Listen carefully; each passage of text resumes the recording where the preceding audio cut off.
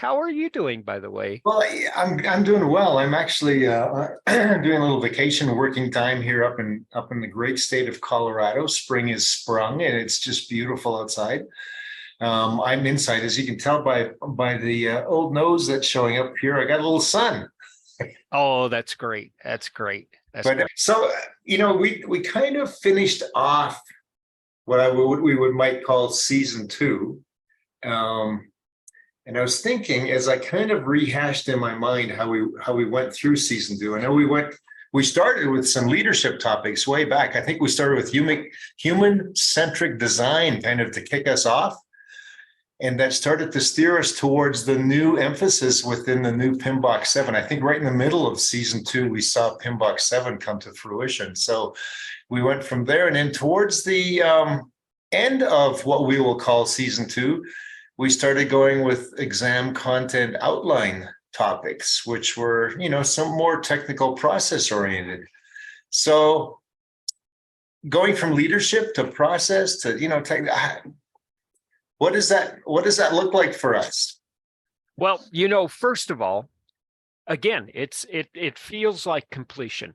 We've gone through and talked about all the tasks a project manager does as per PMI, which feels like, wow, we've done it. Now, what else can we talk about?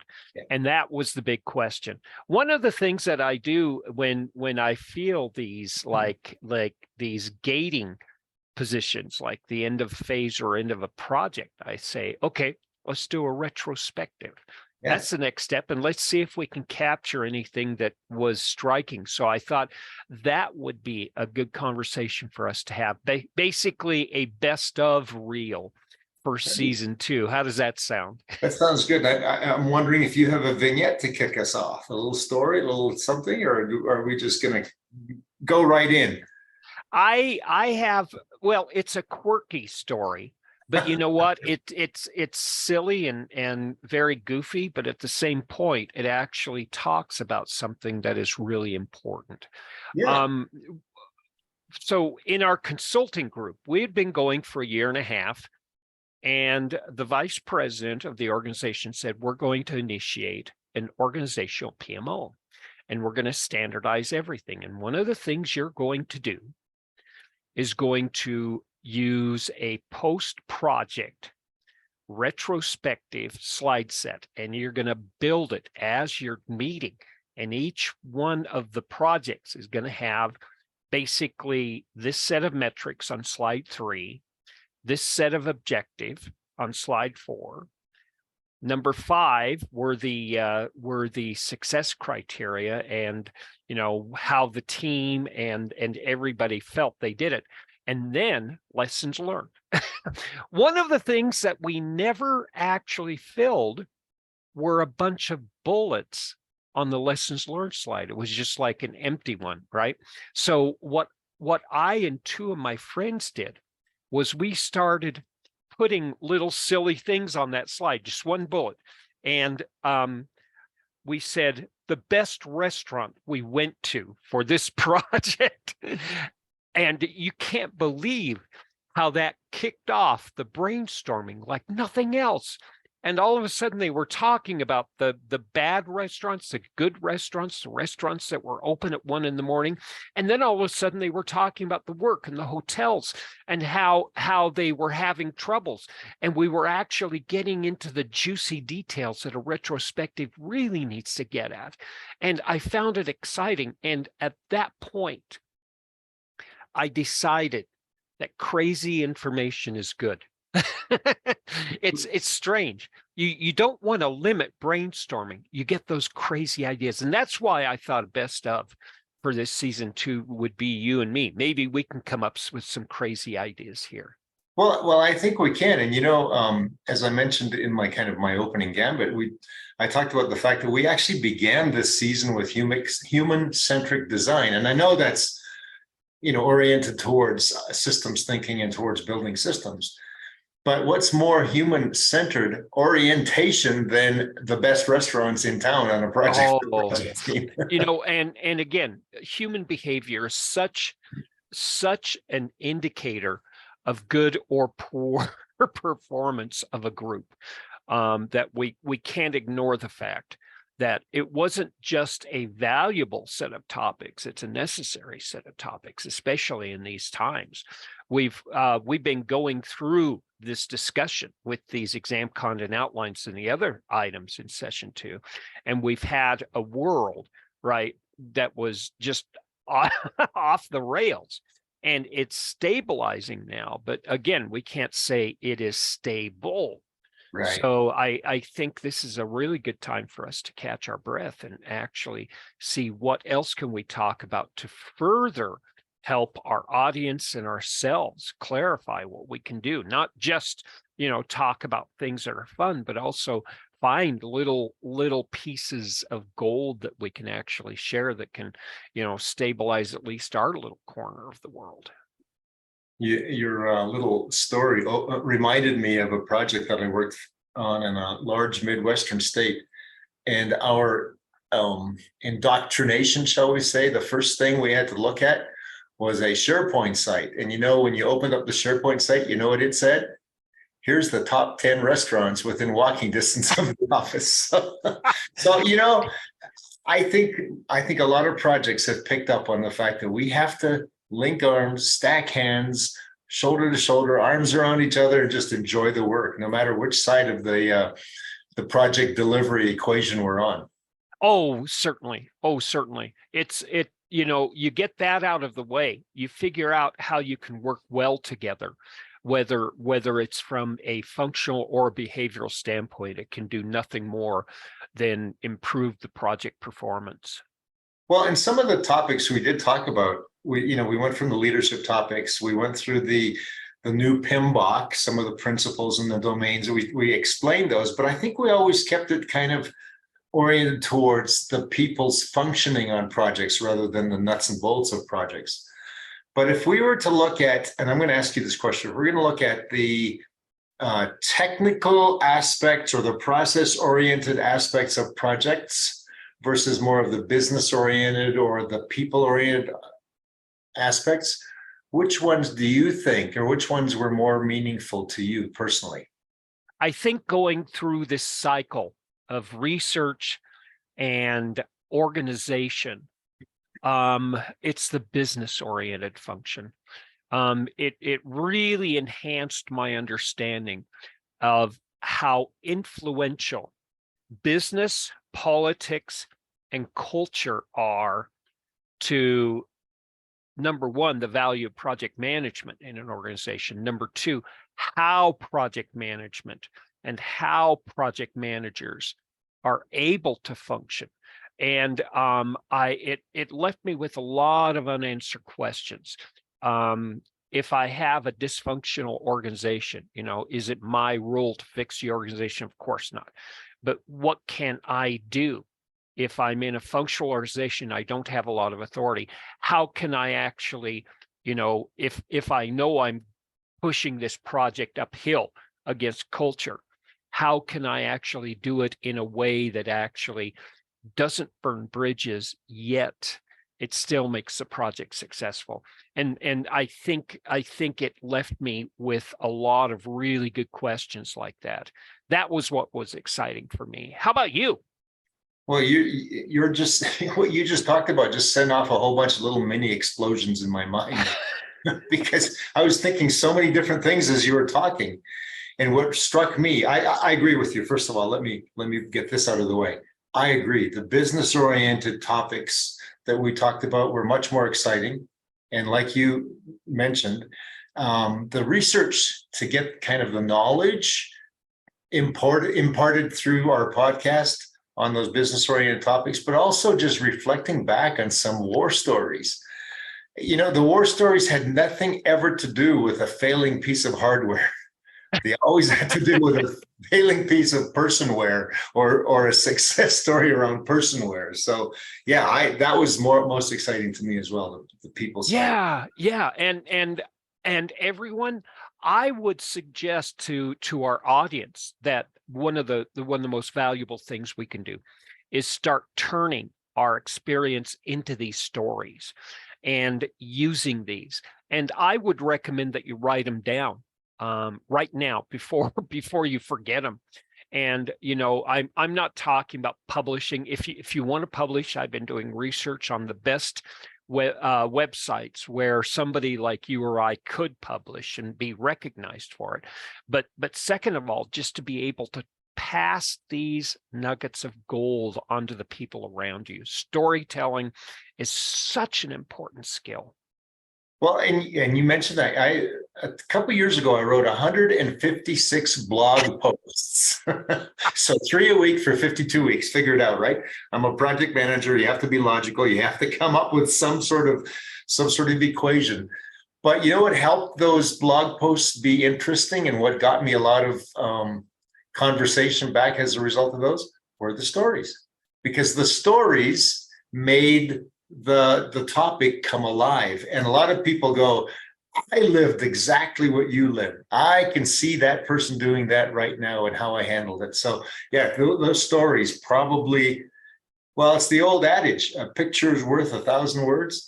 The story's got to be worth 1,000,000 words. Yeah, and think about how humans down through the ages, even before we were able to write, were probably passing stories, right?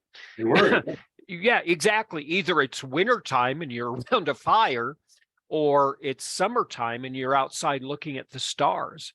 And how do you impart wisdom? How do you impart, meaning and value in life? You actually share these stories and act them out. And you feel the wrong or right of the outcome of these stories. You don't just, think of it as a logical conclusion. It's a great tool. It is. And in fact, you probably missed one as well, Tim. And that was, if you were caught in a thunderstorm in your cave, you drew your story, the great hunt or whatever it was, on the side of that cave. So it's all exciting. But where I was going to go also with, when you started talking about the people-oriented aspects, the business-oriented aspects, when I grew up in IT, and my degree is in computer science, it's 4 years, heavy computer science. I decided to get my master's in business. So I did break away a little bit from the technology. But somehow that led me into a career that suggested we're all business and we're all technology. And what really stopped me short, working with several clients early on in my career, was the fact that, what are we doing this IT stuff for, if not enhancing the lives of those people we're doing it on whose behalf we're doing it? It doesn't make sense. Well, I'm not writing a huge system to implement in a city or a state or a corporation for the sake of writing a system. So the IT has to be secondary. The people part has to be first, I think. Yeah. Oh, exactly. And so we're not just talking about things that are interesting and meaningful to us, but we've discovered throughout both of our paths that these are more important. Like you said, the fact that, the deliverable is not owned by the project manager or team. It's being done for somebody who's going to have to live with our results for the next 5 or 7 years. And if we don't do it right, our good work, which may be questionable, if we don't do it right, is going to be rewritten within 6 months to 2 years. So we want to actually do something that's valuable, and it has to be something that maybe we don't understand fully.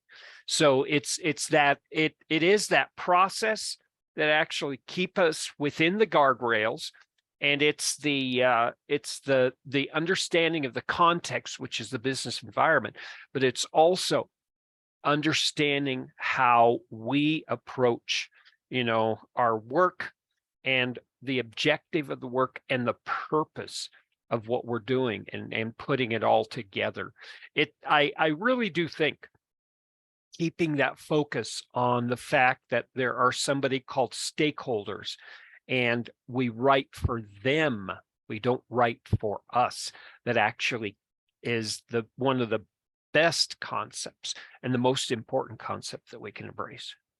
Well, and I think one of the things we mentioned several times during our podcasts for the young budding project manager actually even the young budding analyst or programmer. And that was to learn the client's business, the people on whose behalf we're building this system, as well as the client knows it themselves. Otherwise, we're just order takers.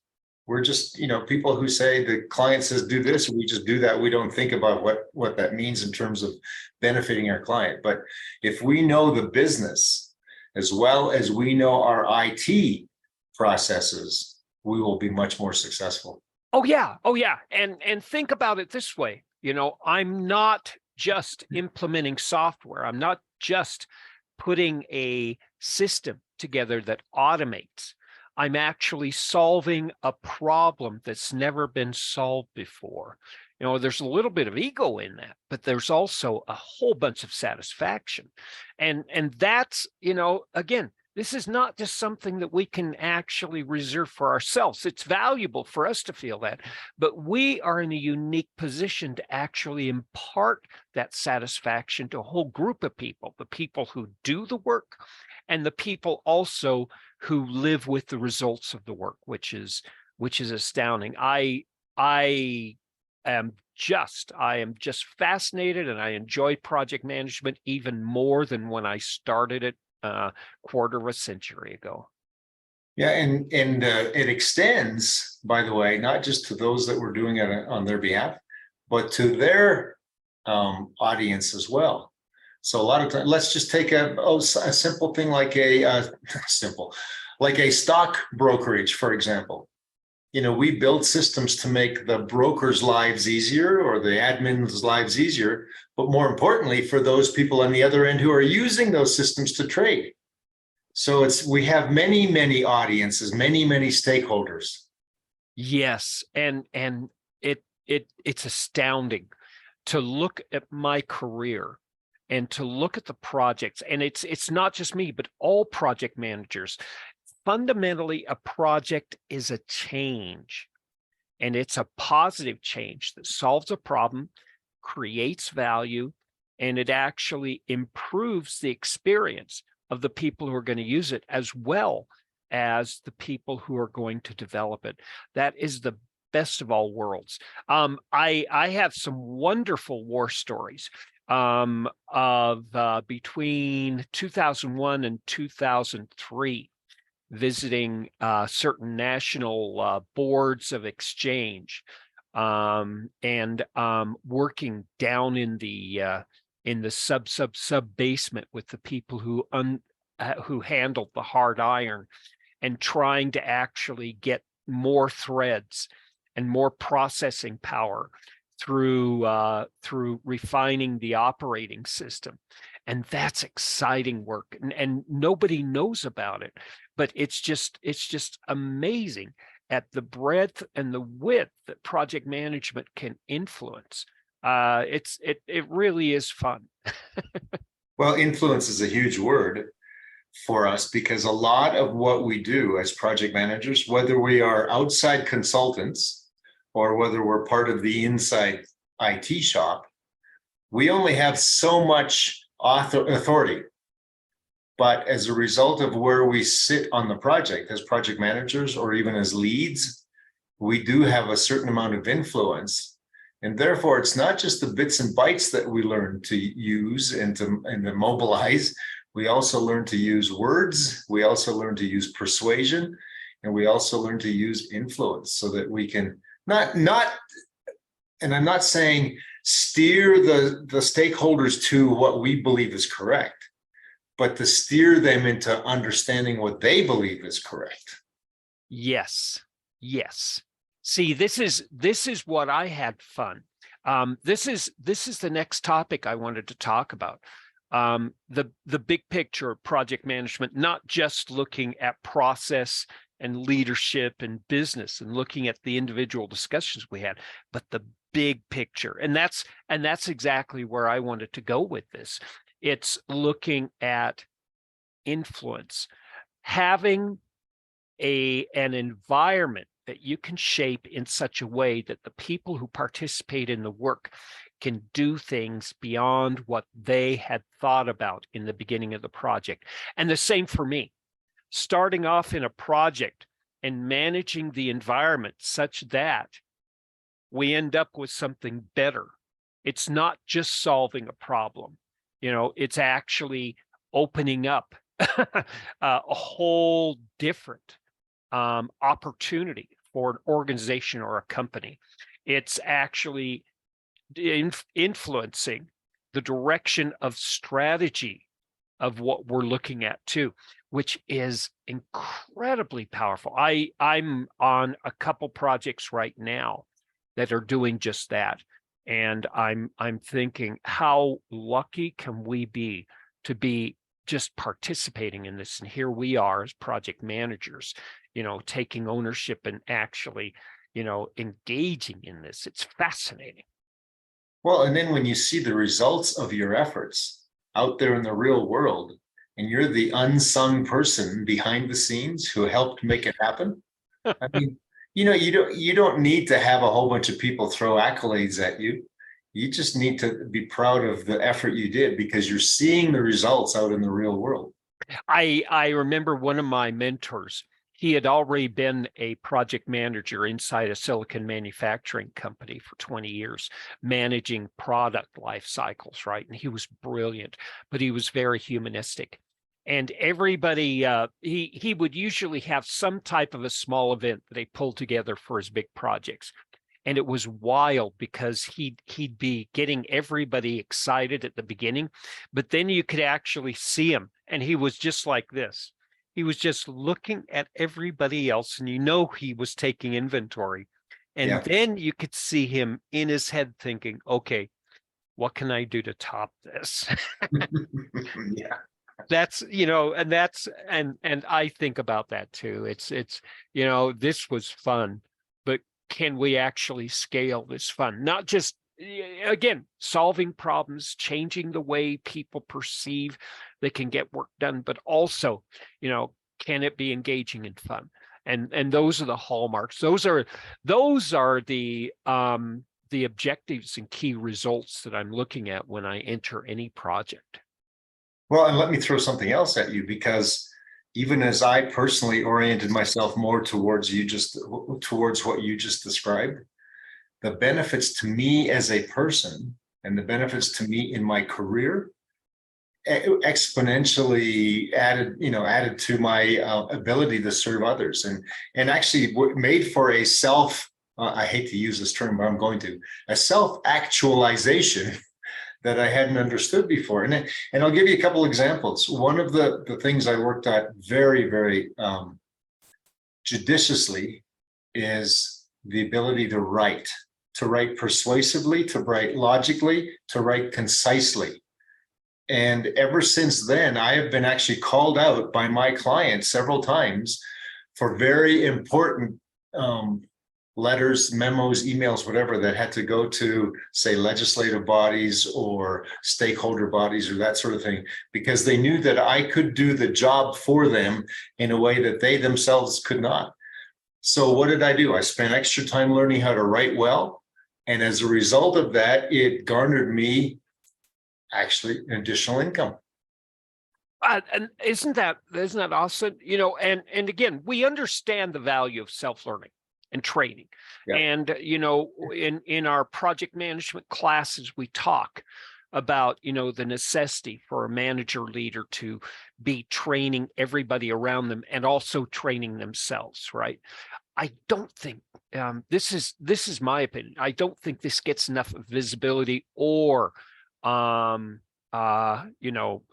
basically we don't talk about the need for this as much. Can you speak to that a little bit? You're talking about the training aspect? Just training. Yeah, training in project management. I tell you what, and this really, sometimes it kind of ruffles my feathers, because you'll see a line item, or at least I used to see line items on project plans that talk about different kinds of training for our staff, even for project managers. And it was as though it was a something that had to be a box that had to be checked. And it, by the way, if push came to shove and we start to lose funding, or we start to lose momentum, guess what was the first thing that got tossed? Was training. And so, yeah, we often training got short shrift in projects. And so I decided for myself, and you probably did this as well, Tim, that I was going to do my own training. And I've spent my own money going to conferences. I've spent my own money joining organizations like the National Speakers Association or Toastmasters to upgrade my ability to speak in public and in front of different kinds of audiences. That was something that was never on a line item on my project schedule, and it helped me immensely, more than the corporations I worked for could with their little training programs. And so when we talk about leadership skills in project management, it's not these, how do I lead, teams of 50 and 200 people? Sometimes, how do I lead myself? Yeah. Yeah. And I'm just like you. Here's my reading list for 2023. Oh, just wait. Another one, right? Yeah. and here's another one too, right? This is what I said. If I want to progress at a regular rate, like I've been progressing in the last 3 years, these are the books that I think I need to think about, at least, if not thoroughly read this year. And that's just one aspect. Again, setting time and sharing these articles and books and YouTubes and talking about them and criticizing them and bouncing ideas between each people. I found this thing as just as valuable as actually, staying up till 2 a.m, arguing with the author. Yeah. I learned so much more by other people's perspective at this point in my life than staying inside my head, which is really exciting for me. Well, and we've said this before, maybe after the podcast is over, but we often come away from these podcasts having ourselves learned just from our discussion. Oh, yeah. That is not rehearsed. That is not, it's whatever comes to your mind at the time based on, we do set a topic, but we don't set, full guardrails on those topics, because as we converse, we ask each other questions, we come up with different responses, and we walk away every podcast having learned something ourselves. So because I learned this this year, how important training is, I decided on each one of my projects to find at least 7 people or up to 7 people on my projects to spend 15 minutes a week with throughout the life of the project, just to see what happens. Either to take them in a cafeteria and just relax with them and bounce ideas off of them, or sometimes not even talk about the project, just see how they're doing, to check on their level of engagement or what their needs are, or get a fresh perspective on things. This has actually changed literally my approach to management. It's taken me to a whole different level that I couldn't even consider. And if I can sort of extrapolate even on that, on several of my projects where I've been brought in by the client organization to help them deal with the system integrator that they hired. Again, because of my qualifications as an IT person, having worked for a system integrator, I am now being hired by IT or by client organizations to help them deal with system integrators. Anyway, that's a long way of saying part of what was a huge amount of fun and personal satisfaction for me was to be able to take some of the key client personnel and just walk into their office, grab a whiteboard and say, okay, today we're going to learn this aspect of how you're going to deal with IT. Today, we're going to learn how to write something as simple as how to write a user acceptance test case. Today, we're going to do something on decision tables.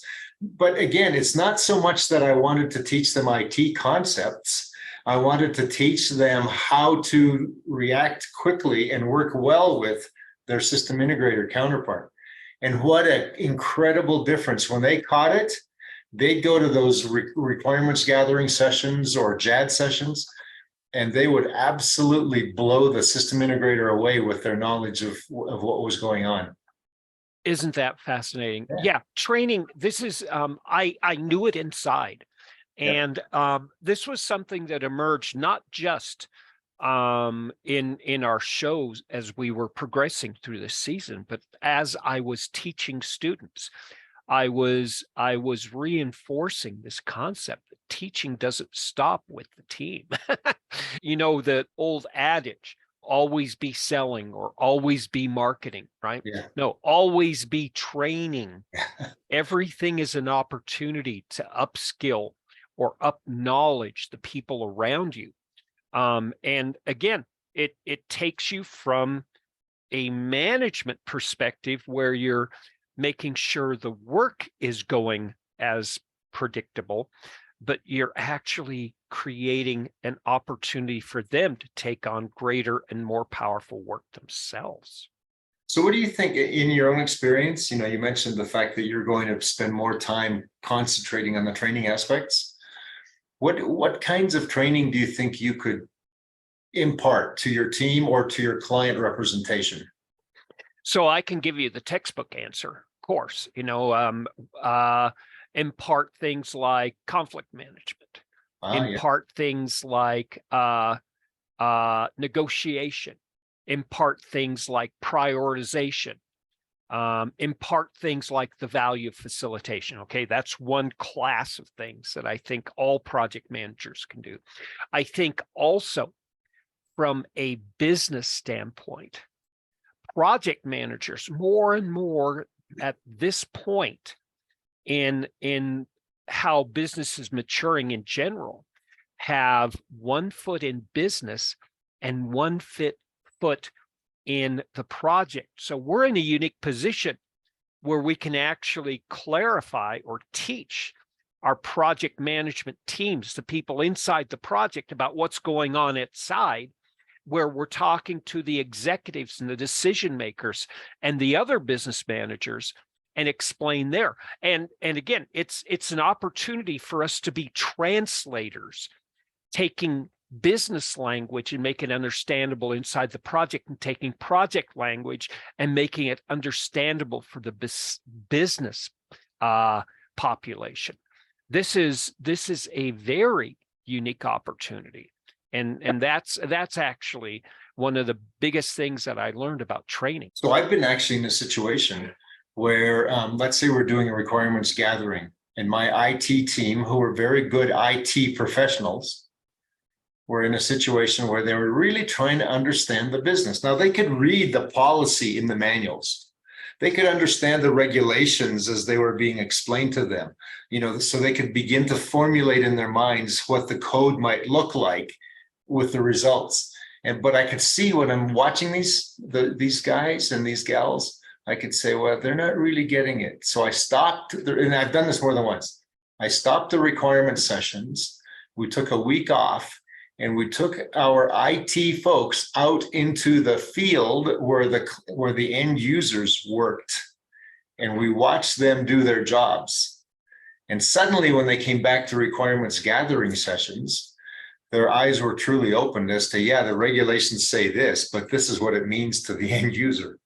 So just something like taking them out, you people wouldn't call that formal training or any kind of training, but it was a training. It was a training in understanding the business functions so that they could do a better job on the IT side.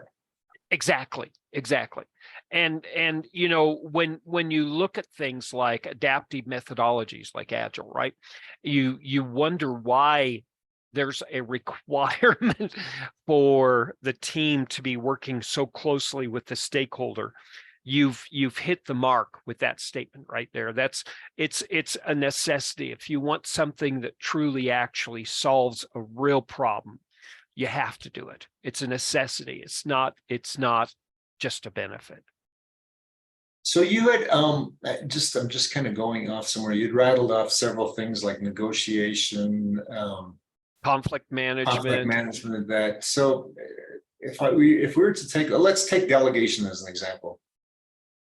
How would you, let's say, train on the art of delegation to your team and maybe even the client team?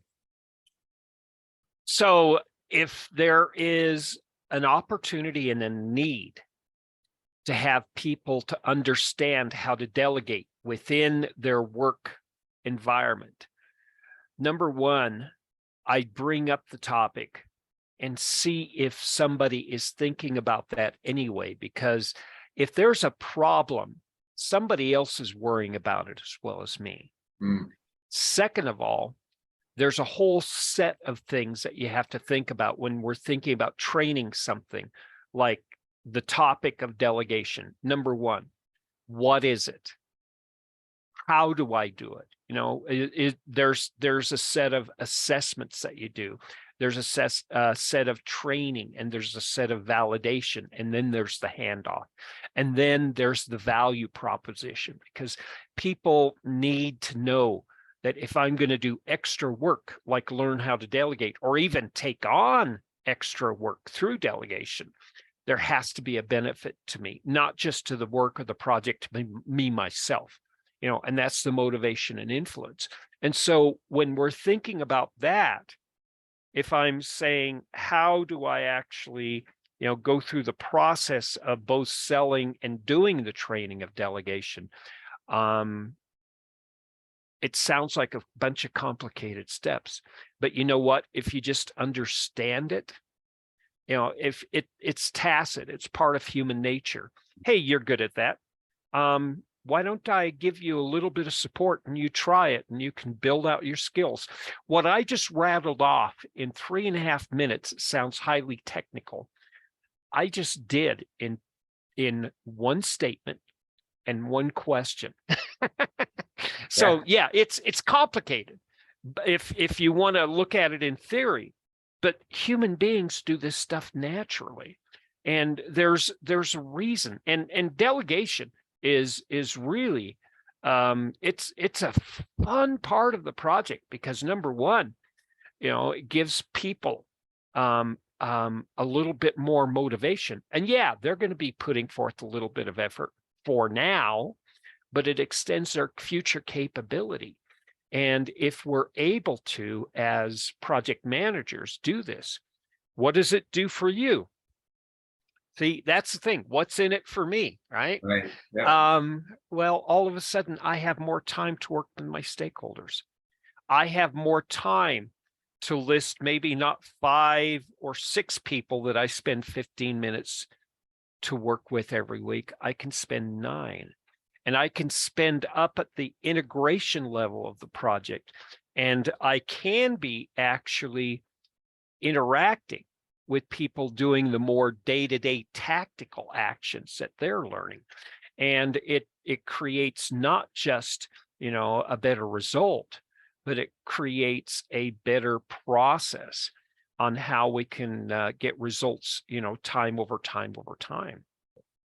I'm just reminded of having been also, I'm going to give an example here from the client perspective. You know, I don't know that there's a single project that I've ever been on that didn't have its client heroes, people who really knew the business. And so you might be in a requirements gathering session or a JAD session or whatever, just something that you're really looking at the business aspects.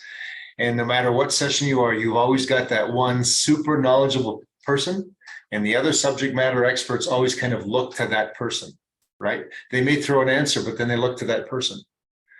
And so what I found interesting is taking that person aside and saying, you know, I can use you in other areas, but I need you to give some of your knowledge, some of your participation to the other subject matter experts so that I can use you elsewhere. Yes, you're still going to get a chance to review and approve, but let's see if we can't spread some of your knowledge and ability to converse to the other team members. And, you know, they go from being this person of pride in their work and knowing what they're doing to a person of suddenly almost relief, like, oh, it's not all on me. If I get sick or go on vacation, the project's not going to fail.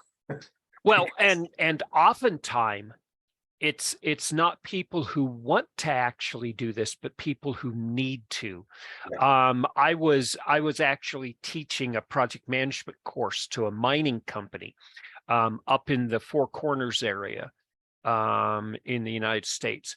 And This guy was 45 years being a manager of mining and construction.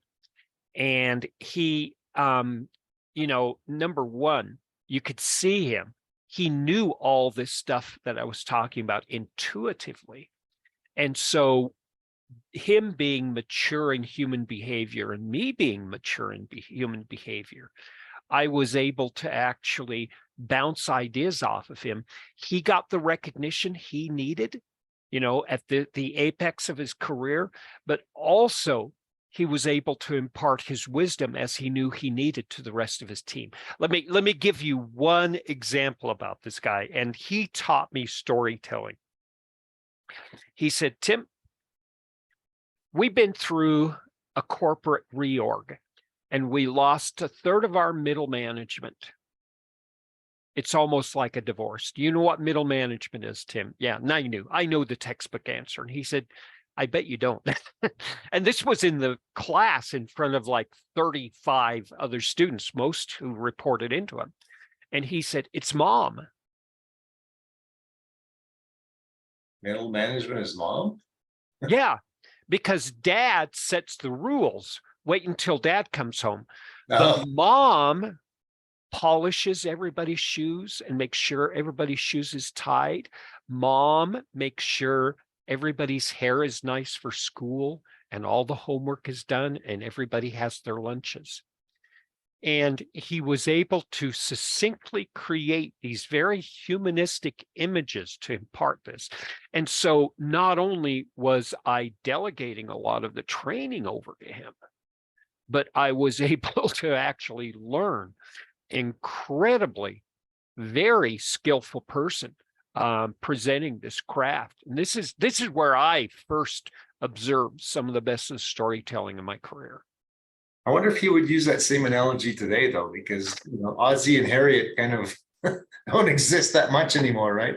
Oh boy, we have, and I will admit, most corporations are single parent families these days. We could wax poetic about that, but you know what? Delegation is so much broader, and there's a core of wisdom to it that I think I'm learning. Delegation is not just giving people a hand up. It's actually imparting work to people who can actually do it and enjoy it and maybe even do it better than you. By the way, the reason I picked that topic of delegation out of the many that we've talked about over the year was because he knew that one jazzed you up. So Oh yeah. It's great. And I don't mind being an unsung hero because like I said with my mentor, that allows me to sit in the back and watch and observe the crowd and actually see the interaction of the people who are leading the discussion or the seating major, who's leading the decision making or discussion or whatever, and seeing the responses. And that's where I like to be as a project manager. It's not just looking at one piece of the puzzle, but how all the puzzle pieces are fitting together. And so from a delegation standpoint, it's very satisfying. one of my favorite project managers was exactly like that. He would sit in the meeting and let us, his delegates, kind of conduct the meeting. We would have different sections. Let's say it's a weekly status meeting. We would have different sections to talk about. And he would very seldom speak, but when he did, everyone listened. And it was one of those things where you could just tell when he was ready to say something, it was going to be wise, and it was going to be profound, and it was going to be correct. And I think what I learned from him, I've got another manager or colleague that speaks no matter what the topic is. He just speaks, and he thinks that the way to sort of enhance your visibility on a project is by speaking. And I don't necessarily agree with that. I like the strong silence sounds cliche, but when that strong silent person speaks, everyone listens. From personal experience, when you have that air of confidence and charisma, somebody who's been doing something for decades, like managing and leading, when they actually make a statement, it's not just a statement, it's expert judgment. And you can tell, from the conviction as well as the confidence, that there's something going on here. And there's a lot more value to what they're saying than we usually hear. You just reminded me that I had another, what was my manager, but was another person in leadership on a project who every chance this person got would say, well, I've got 20 years of management experience in this area. And eventually I discovered for myself that he really had 1 year experience 20 times. He just wasn't that effective on the project. Any project is only worth how we work together well. Well, and that is absolutely critical, because no matter how good a person is, it's the effect of the entire tribe working together that enhances everyone's ability to perform. So yeah, and that's why I think you and I gravitate towards human behavior. Through my studies, through philosophy and history, it was the leaders who actually were able to understand not just what people did and when they did it, but how they did it and why they did it, so that they could actually repeat these certain levels of performance. Julius Caesar, right? If you study him deeply, he's not really a nice guy, but he was incredibly effective because he knew himself and he knew his crowd and he knew his army backwards and forwards. He was incredibly skilled, and for good reason, because he put a lot of effort in it. But his understanding of the human creature and the human experience was such that time and time again, he was able to do such wonderful things that other people in his position wouldn't have been able to get away with. And I think that's probably a key of our retrospective today, of what we've looked back at the last year or so. I think that's one of the keys, is that we need to be students of human nature, not just students of Gantt charts, so that we can be much more effective on the job. If you can read a person, if you can understand human motives, then chances are you can head a lot of issues or risks, you can head them off at the pass before they become true problems for the project. It's not like putting up walls or blocking behaviors or actions. It's creating those guide paths for when the emotions get big and the drama gets big, and being able to have the offloading of that energy in such a way that it can actually come back and contribute as we go forward. That is what a true leader is. Yeah. It's not just adherence to schedule and making sure that we're spending all our money or whatever it is. It's actually utilizing all of our knowledge and wisdom, especially about the human creature, to make sure that we get not just what we want and not just what everybody wants and desires, but maybe even something better. Well, and one of my objectives when I became a project manager and learned more and more about the skills and artifacts of being a project manager, one of my objectives was to, yes, bring the project in on time and within budget, but also so that at the end of the project, not everybody hated me. You still wanted to be the human, you still wanted to have that camaraderie, that fun, that enjoyment of coming together to develop an incredible piece of work for your client. I have a question. I'm going to take us totally off topic here shortly, but when I went back over our season, one of the fun podcasts we did, Tim, at the end of last year was we became prognosticators. Yeah. Yes. So how did we miss AI? Neither you nor I came up with artificial intelligence as being so critically close to what we're now experiencing. Oh How did we boy. miss that? How did, Well, first of all, it's part of human nature. We don't see these happening in the background until they explode onto the big screen.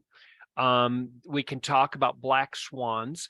I think we need to explore these things that emerge. It's like, how did we not, understand COVID, and how did yeah, that explode too? I think there's something there. And what would be interesting for us to talk about is, from a more general standpoint, these environmental influences. How can we make our project and our work environment robust enough to, be resilient as these things occur? There's some interesting things we could do, which actually leads me to a big question for you. We have these things that are going on in all of our worlds right now. What do you think would be good topics for us to talk about in season 3? Because I want season 3 to be at least as fun and meaningful as we did in season 2. well, I know what I thought until you just stirred something within my mind with your last comments, and that is we don't always see what's coming. I mean, think of artificial intelligence, think of Chat GPT, think of deep fakes that are now coming on the scene. Without knowing those kinds of things coming on, and we're managing large projects, how can we, as project managers, be ready for something like that? Who is it that said the unknowable or something like that? We don't know The what unknown unknowns. We don't know unknown. what we Yeah. don't know. Yeah. But how can we yet be ready, even though they're unknown and we don't see them coming? So, I mean, that may be something that we can talk about. Yes. And this is what you and I are going to put our thinking hats on for. And I would like to explore that. There are other humanistic components that I don't think got their visibility in our shows enough. Ethics, culture, self-organizing teams. I think there are small topics like this. I think they're big topics. I have a list of what PMI and other thought leaders have as emerging trends in our society. And we can even talk about that. So let's you and I put together an idea of what we want to talk about the show, and let's present that in our next show here. How does that sound? No, I'd like that. The other thing is, I think emotional intelligence, or EQ, doesn't get enough attention by project manager, well, by IT people in general. And project managers typically are cut from that same cloth. So I think emotional intelligence is something that we need to continue to harp on. And I'm going to use that word, harp on, for our project manager listeners. Yeah, and again, what we meant here, motivation and influence and storytelling, I think, are good. But yeah, that I think we can brainstorm very, very easily in these next week or so. Well, and we spent a lot of time on the exam content outline, which was some of the nuts and bolts of what we do as project managers. Those kinds of topics will never go away. They'll always kind of have an underpinning within whatever it is that we talk about. Yes, yes. What we can do now is get into the more nuanced components of not just human behavior, but how do we actually build our capability, and what should we build if we want to be a quote unquote leader, or a more effective leader in our work environment. Well, and particularly from our career standpoint, nuance and technician are often considered oxymorons. No, it's all good. It's all good. So yes, this has been very enjoyable, and I'm looking forward to finding more enjoyable discussions with you. And I can't wait to see what list looks like that you and I put together. Yeah, I think it's going to be fun. Good. I think it's time to put this one to rest. Yeah, for this show and this season. So before we leave, once again, where can we find you if we want to ask you questions or interact with you? Interestingly enough, just before this show, before this podcast, I cleaned up about 15 requests on my LinkedIn profile. So LinkedIn is always a good place to contact me. I'm finding a lot of people want to engage and then immediately go into sell mode. I'm not that receptive to those kinds of things. So No, and I'm interested in seeing how LinkedIn emerges to fit the needs of experts such as you and me in exposing our interest in interaction and engagement, and yet not cluttering up our inboxes so that we're ineffective. Right. You know what, we can have other conversations in the future on this show about that too. And you also LinkedIn? LinkedIn is the best right now. Yeah. I'm trying to consider where to actually start engaging in other ways. And I'm looking at other mature platforms that I can use that are not going to go away. Super. All right. So I can't wait to hear what we're going to come up with for the entire next season. Oh boy. I think it's going to be fun. It really is. And thanks again, you, and thanks for everybody who come back and watch our shows. Please continue to do so and make comments in the questions. And if you'd leave questions, please, understand that we're considering them just as seriously as we're considering things that we would like to talk about too. We've done entire shows around some of your students' questions. So yeah, absolutely. Indeed. Thanks again, Merv, and thanks everyone, and looking forward to our next season. You bet.